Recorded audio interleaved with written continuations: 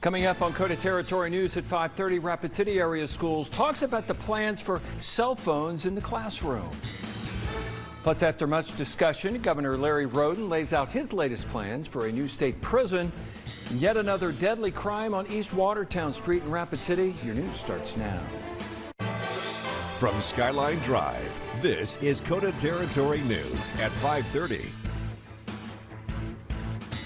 Good evening, I'm Jack Cottle. A deadly pattern at Oxford Square Apartments as another life was lost last night at the apartment complex on East Watertown Street. 24-year-old Michael Ledoux was fatally assaulted in the hallway of the Oxford Square Apartments, found unconscious with significant injuries around 9:15 last night. He was transported to the hospital before dying from his injuries. Police arrested 24-year-old Joshua Thunderhawk for second-degree murder, but the violence isn't new here. The same complex saw a homicide just weeks ago, along with an armed robbery this past weekend. Rapid City Police cite unsafe conditions and poor management by Tziek Management as major concerns. Police are seeking the public's help to locate a second suspect, 31-year-old Tyler Ironboy of Rapid City.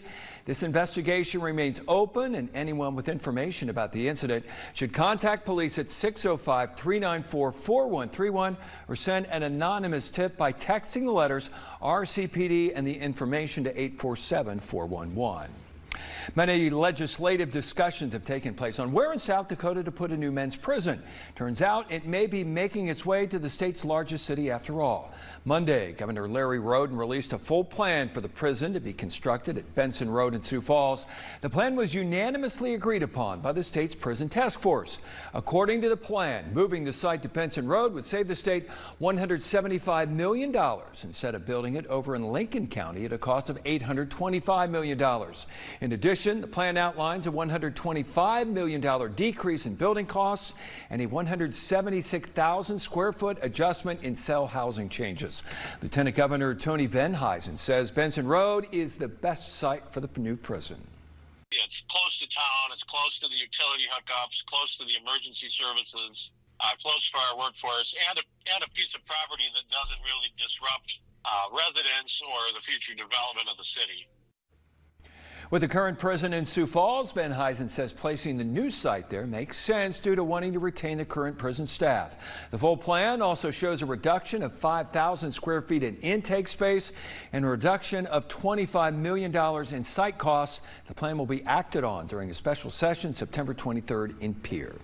Well, I heard a few rumbles of thunder earlier this afternoon. Are we expecting more storms through the end of the week? Chief Meteorologist David Stradling is here to let us know. Yeah, a little bit of stormy weather out there today. Couple of rumbles, Jack. We had a few of those storms that popped up over the Black Hills. And looking at First Alert Doppler radar now, we are focusing on two areas. The first one we're going to check from the northern Black Hills, mainly into Wyoming there, into portions of northern Campbell County. Those storms are going to continue to push northeastward as we go throughout the rest of the evening hours. So we may get some storms towards Spearfish near the Devil's Tower area, and possibly if it holds on towards Belfouche and other rural portions of northwest South Dakota. Another area of storms southwest of Chadron. We have a couple of showers and thunderstorms, some of those moving into southern Fall River County. Those are going to be moving northeast, so Ulrichs get a few of those storms, and maybe even Pine Ridge if they're able to hang on. Today's high temperatures have made their way into the 80s for many spots. No 90s on the map, but some of us are at our high temperature. We have some 70s on the map currently towards Custer, Spearfish, Alzada, and Sheridan. As we make our way over the next few days, we'll stay hot, and those storms will stay around for the afternoon hours. Those details are coming up. Thank you, David. A man is in the hospital with serious injuries after being struck by a vehicle on East Omaha Street in Rapid City today. The crash occurred just before 1:30 this afternoon near the Roosevelt Swim Center. Police say alcohol does not appear to be a factor in the crash and say the pedestrian was not on a crosswalk. The man was transported to Monument Health with serious, non-life-threatening injuries. The vehicle involved sustained significant damage to his windshield. Rapid City Police say the crash remains under investigation. Attorney General Marty Jackley is set to make his formal announcement to run for the South Dakota's lone U.S. House seat tonight in Sturgis. Jackley spoke with KOTA Territory's Blake Trolley about his decision earlier today. There was a lot of speculation that you were going to run for governor. In fact, I'm pretty sure if I was a betting man, that's probably where I was going to put my money. What made you decide to go the D.C. route and to go for Congress? Well, AG does stand for aspiring governor. Certainly I'd run for governor before. As I looked at this, I do truly believe that the issues that are facing South Dakota are oftentimes being decided in Washington.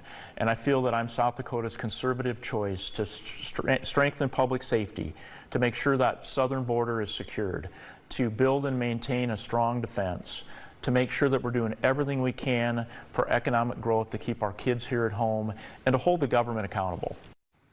We will have more coverage of Jackley's announcement throughout the evening. South Dakota's Secretary of State Monet Johnson has opened up about her decision to seek re-election.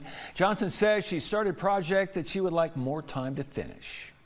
One of the ones that we have started is our voter registration upgrade, and that should be launching a go live this fall. And we just started July 1st on our upgrade of our business platform. So if we're going to be successful in working with businesses, we need the latest technology. So those are two projects that I'd love to finish. Johnson says it's challenging to get key priorities done in 4 years, as those priorities can take time.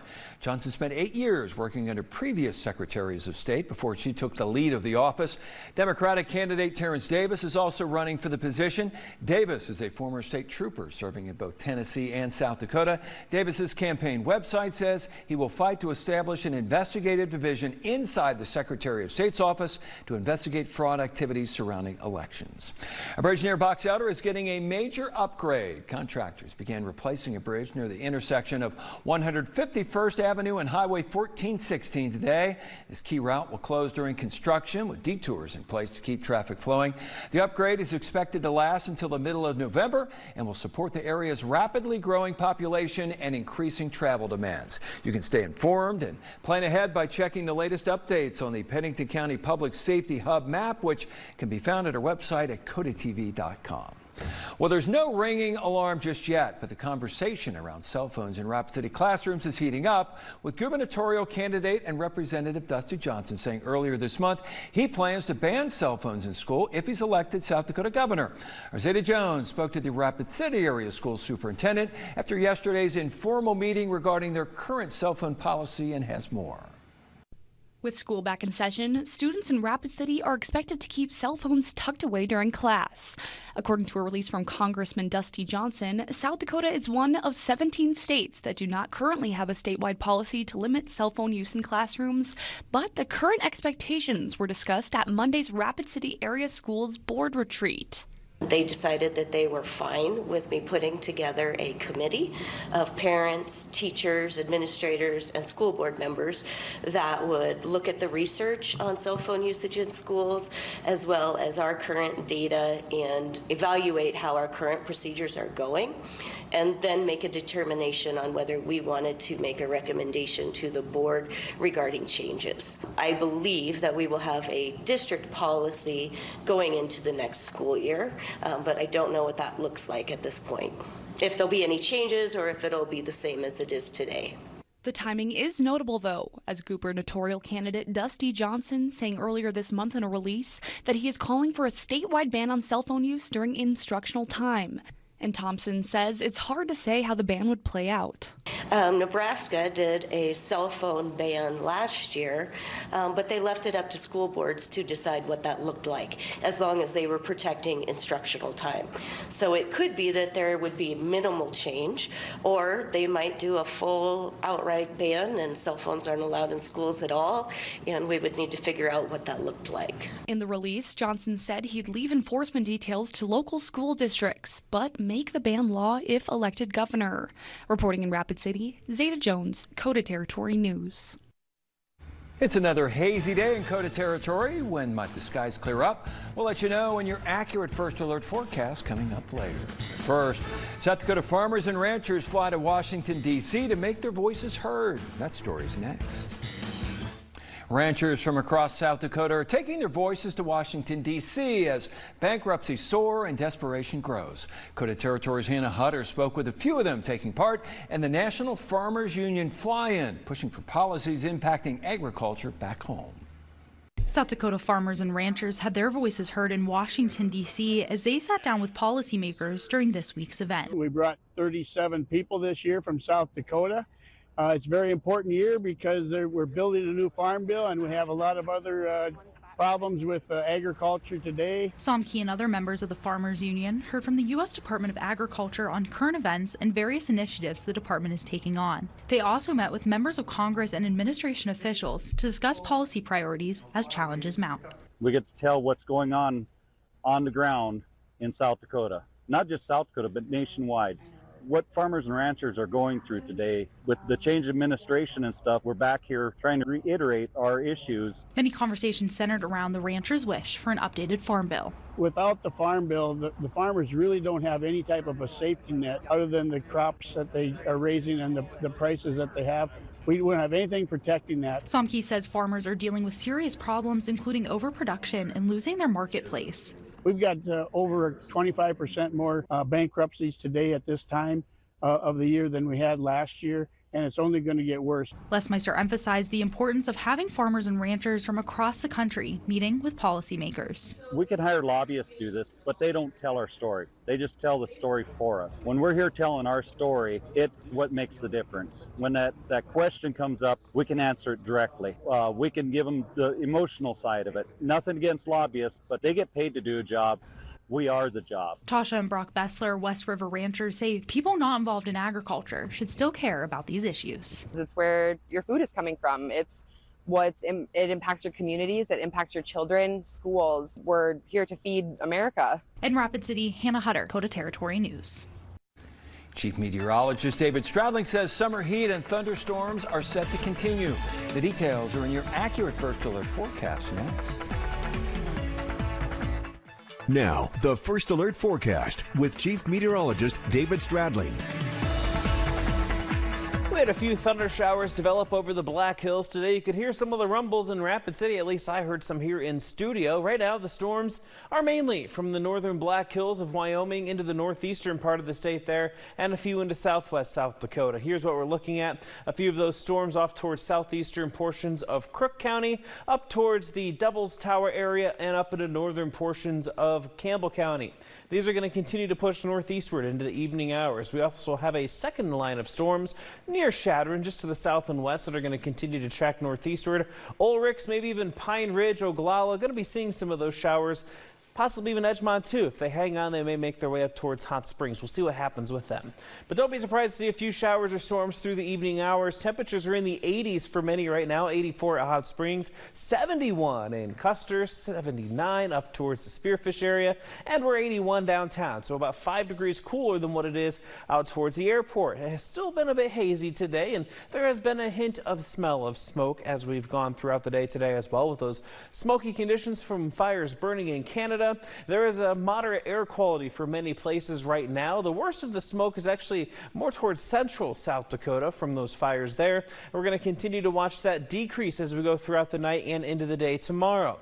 Now, as we take a look at our forecast for tonight, we'll be down to 57, a stray shower possible with southwesterly winds. For tomorrow, we'll get up to about 87, a warm and breezy day. Here's a look at those wind gusts. The strongest winds will be up towards northwest South Dakota throughout the day tomorrow. A few of those gusts could reach close to 40 miles per hour, up to 30, 35 miles per hour elsewhere in South Dakota, and maybe a few gusts close to 30 miles per hour in Wyoming. Now, we will be noticing a bit of a breezy day on Thursday as well, mainly off towards the South Dakota plains. Winds will be up to about 30 miles per hour, so not terrible, but definitely noticeable. And in terms of storms, a few of those may continue tonight into southwest South Dakota, parts of northeast Wyoming and Montana. We'll continue to track a few more storms developing into tomorrow afternoon, and that'll stick around towards the evening hours. Into Thursday, we'll develop more storms into the afternoon, and as those storms fire up, they could be on the stronger side. We do have a marginal risk in place for much of western South Dakota, hail and wind, as our primary threat for some of those thunderstorms. Over the next 4 days, you'll notice temperatures peaking on Thursday, 88, falling down to the 70s to begin your weekend. Now, overnight tonight, temperatures fall into the 50s for many spots, a stray shower, partly cloudy skies. As we make your way throughout the day on Wednesday, it's going to feel pretty warm in the 80s for many of us, a few 70s in the hills, and a couple couple may flirt with 90, like Pine Ridge, Dakota, and over towards Sheridan. Storms late in the day, a bit breezy. For northeast Wyoming, we're going to track storms nearly every single day through the rest of the week as temperatures go from the 80s to the 70s by Friday. The Black Hills region will also be in the 70s and 80s with storm chances each day, and similar towards the South Dakota plains as we notice those temperatures staying pretty warm Wednesday and Thursday, but starting to cool off a little bit into Friday, just not as fast as those other locations where we have some 70s, but we'll all cool off over the weekend with 70s on tap, 80s going into early next week, and storm chances are around nearly every single day.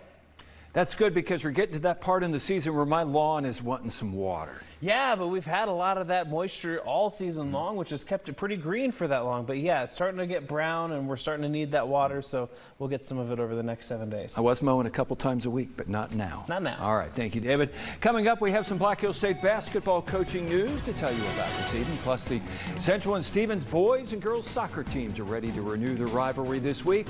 Vic Quick has all the details next to KOTA Sports. And now, KOTA Territory Sports, sponsored by your local Ford stores. Happy dinner time, everybody. The Rush bolstered the blue line for the upcoming season today by signing Swedish defenseman Alexander Stinson. Stinson has played 8 seasons at the professional level in both Sweden and Hungary. The 5'11", 180-pound defenseman racked up 22 points in 22 games last year. Now, the Central and Stevens boys and girls soccer teams renew their rivalry Thursday night at Sioux Park. The Raider girls enter the match unbeaten with a 7-0-1 record, with the Cobbler girls check in at 4-4. On the boys' side of things, the Raiders have gotten out to a nice start, racking up a 7-1-1 record. The Cobbler boys picked up their first win of the season against Douglas last week. Now, Joe Sobrowski is in his 20th season as head coach of the Central boys, and Sobrowski has some young, talented players on this year's squad. So I think our defense will be pretty solid. Up top, we're going to have some youth, so exciting. Got young guys that really want to score goals, and we haven't had that in a few years. Someone who just wants to be up there to score goals, so that's a bonus, something we can build on.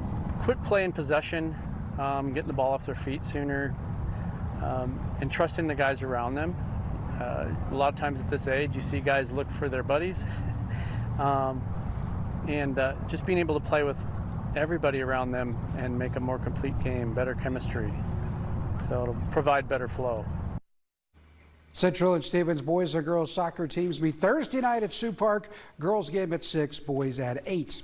The Custer volleyball team has gotten out to an impressive 8-0 start this season and is receiving votes in the Class A poll. The Wildcats will look to keep things rolling tonight as they hit the road to take on Sturgis. The Scoopers enter the match with a 2-6 record. First service slated for 6 o'clock, just a few minutes out at the Sturgis High School. We have some college basketball news to tell you about as Black Hills State has promoted McCaleb McInnes to the position of associate head coach of the men's team.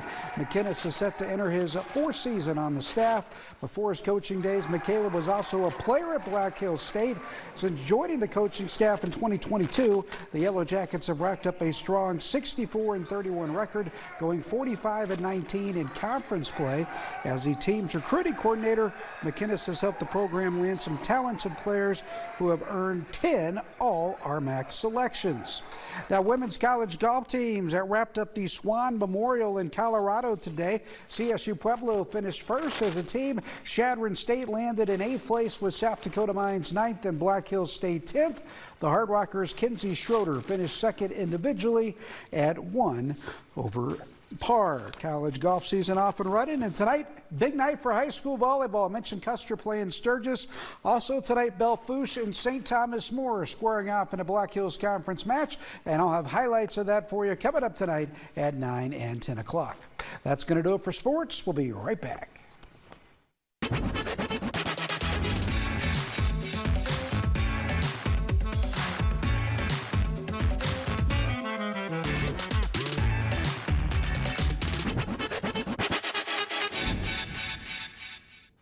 All right, some good rain finally coming our way. Yeah, showers and thunderstorm chances will pretty much be around the rest of the week. We have a few of them now from Wyoming into southwest South Dakota. We're going to continue to track some of those storms over the next 7 days as well, with some temperatures getting pretty warm on Thursday. All right, that'll do it for us. Thanks for watching. Hope to see you tonight at 10. Thanks for watching KOTA Territory News, your local news and weather authority.